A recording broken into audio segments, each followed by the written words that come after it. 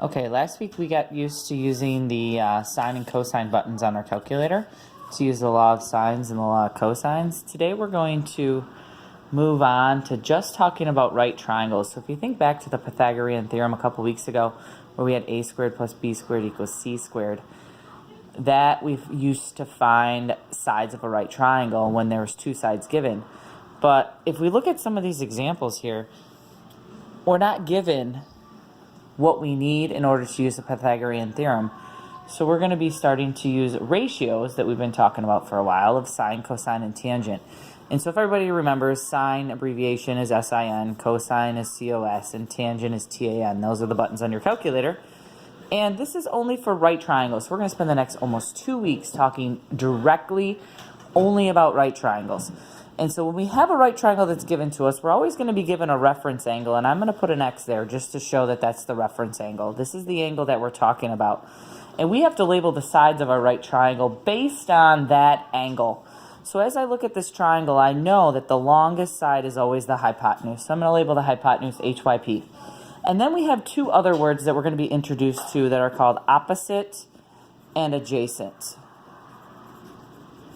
And these are two side lengths that correspond with a given angle. So as we look at this angle X, directly across from, or another word, is called opposite. And then obviously the other one that's next to adjacent we talked about in the first semester. And so we have three ratios that are going to correspond with our opposite, hypotenuse, and adjacent. So the first one is sine. The ratio is opposite over hypotenuse. So these are going to be numbers. We're just going to put numbers in for opposite. We're going to put a number in for the hypotenuse, and we're going to be done. It's that easy.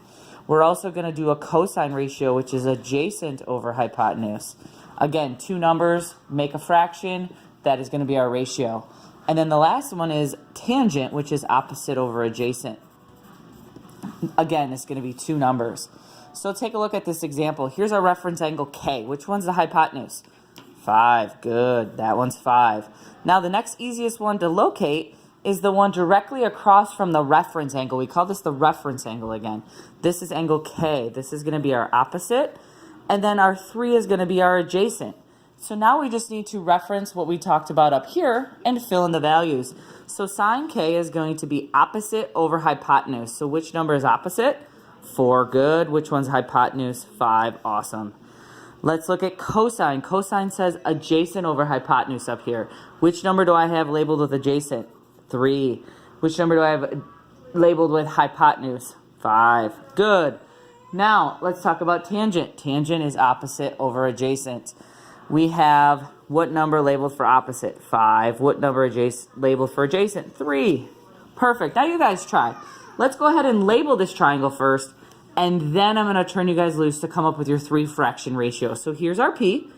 This is our reference angle. Which one is our hypotenuse? Longest side, 10. Good. What about our adjacent?